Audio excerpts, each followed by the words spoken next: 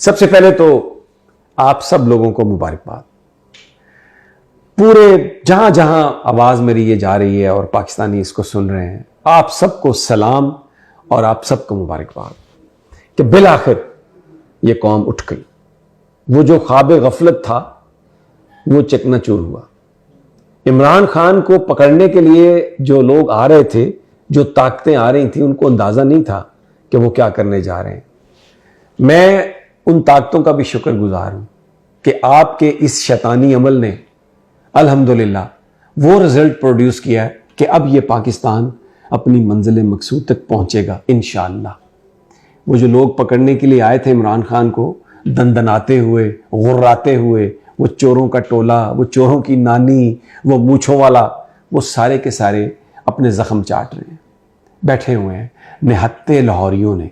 निहत्ते पाकिस्तानियों ने जो बंदूकों से निकलने वाली गोलियां और जो आंसू गैस के शेल और सीधी स्ट्रेट फायरिंग, इस तरह से उसका मुकाबला किया कि तुर्की की याद आ गई। जिस तरह लोग तुर्की में निकले थे और वहाँ की फ़ौज ने जिस वक्त ये बर्दगान को उल्टाने की कोशिश की थी, तो वो पूरी कौम निकल आई थी बाहर और उन्होंने वो सारे चूहे पकड़ लिए थे और फिर उनको वो सज़ा दी कि अब वहाँ पर अल्हम्दुलिल्लाह खल्क़े खुदा राज कर रही है। यहाँ पर भी शुरुआत हो गई है। ये जो फैशिस्ट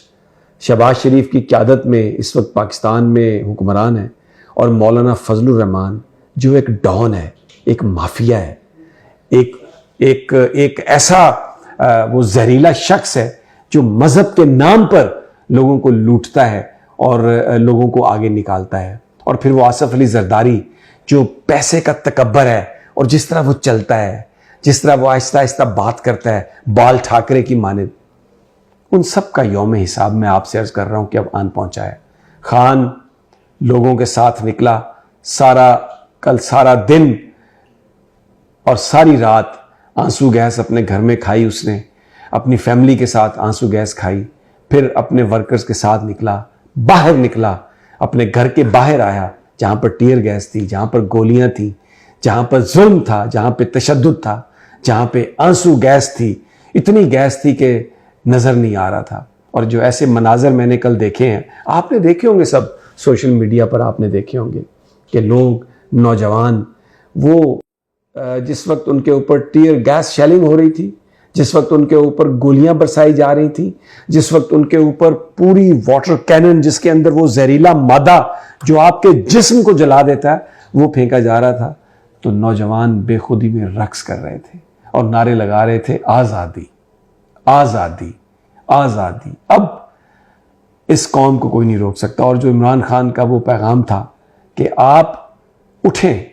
मैं हूं या नहीं हूं, ये मुझे मारते हैं, मुझे पकड़ते हैं, मुझे कहीं जेल में डालते हैं, लेकिन आपने नहीं बैठना, आपने उठना है और आपने हज़रत मोहम्मद मुस्तफ़ा सल्लल्लाहु अलैहि वसल्लम की उम्मत बनकर दिखाना है और हमने अपने हकूक़ के लिए लड़ना है। इन चोरों लुटेरों से हमने पाकिस्तान की जो निजात है वो उसको पाकिस्तान को दिलानी है। बहरहाल आज लाहौर हाई कोर्ट ने बिलाखिर फैसला दिया, पुलिस को और रेंजर्स को पीछे किया और कहा कि सीज़फायर, और जब तक इस्लामाबाद हाई कोर्ट फैसला नहीं करती इस केस का, आप ऑपरेशन रोक दें और कल सुबह 10 बजे के लिए पार्टीज को बुलाया। तो इसका मतलब है कल सुबह 10 बजे तक अगर कानून और आइन की हुक्मरानी है पाकिस्तान में तो ये कोई ऑपरेशन नहीं करेंगे। दूसरी जानिब इस्लामाबाद हाई कोर्ट में एक कल एफिडेविट दिया था, एक अंडरटेकिंग दी थी इमरान खान साहब ने Lahore high court bar association के प्रेसिडेंट इश्तियाक साहब को, और यह कहा था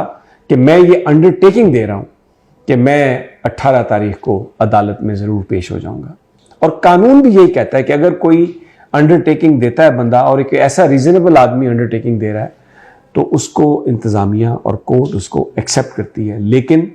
डीआईजी साहब ने कल उनसे, इश्तियाक साहब से, ये नोटिस और ये बात करने से ही इनकार कर दिया, नोटिस भी वसूल नहीं किया। तो आज इस्लामाबाद हाई कोर्ट में जब ये समाअत हुई और ये अंडरटेकिंग का मामला आया तो इस्लामाबाद हाई कोर्ट ने ये कहा कि आप इस अंडरटेकिंग को लेके जाएं ट्रायल कोर्ट में और वहाँ पर ये जमा कराएं। तो कल सुबह जो वकील हैं इमरान खान साहब के, वो इस अंडरटेकिंग को कि इमरान खान साहब पेश होंगे अदालत में, वो देंगे। और उम्मीद ये की जा रही है कि इस अंडरटेकिंग की बुनियाद पर यह मामला खत्म किया जाएगा। अब प्रोपेगेंडा ये किया गया कि ये अदालती अहकामात के तहत रेड किया गया। बिल्कुल ऐसा नहीं है। एक प्राइवेट इस्तगासा, उस इस्तगासे के में नाकाबिले ज़मानत वारंट जारी हुए कि फ़लाँ तारीख को पुलिस को ये कहा गया कि SHO को ये कहा गया कि आप इमरान खान को अदालत में पेश करें। कोई गिरफ्तारी का हुक्म नहीं, लेकिन पुलिस क्योंकि उन्हें एक दफ़ा गिरफ्तार करके मुख्तलिफ दूसरे मुकदमात में गिरफ्तार करके तो मेक श्योर करना चाहती है कि वो अगले 2-3 महीने अंदर रहें। और फिर दूसरी जो पॉसिबिलिटी है, वो जो इमरान खान साहब ने बात कही कि ये असल मामला था इमरान खान को अगवा करना और फिर उसके बाद कत्ल करना किसी मुकाबले में, जिस तरह वजीराबाद में एक हमला कराया गया और हमले के आधे घंटे के बाद एक तोता जो था वो टर टर टर टर बोला, उसका बयान रिकॉर्ड होकर पूरे पाकिस्तानी मीडिया पर आ गया कि जी मैं तो ये इमरान खान बेरा रवि फैला रहा था और मैंने तो इसलिए मजहब के नाम पर इनके ऊपर मैंने हमला किया। और ये इमरान खान इससे पहले कह चुके थे। और अब क्योंकि इमरान खान बार बार ये कहते हैं कि आसिफ अली जरदारी ने कुछ लोगों को पैसे दिए हैं और वो चाहते हैं कि इमरान खान को ख़त्म कर दिया जाए, तो उस दिन वो 4 अदालतों में इस्लामाबाद में पेश हुए, लेकिन F8 कचहरी में सिर्फ इसलिए पेश नहीं हुए कि उनके पास इंफॉर्मेशन थी कि वहाँ पर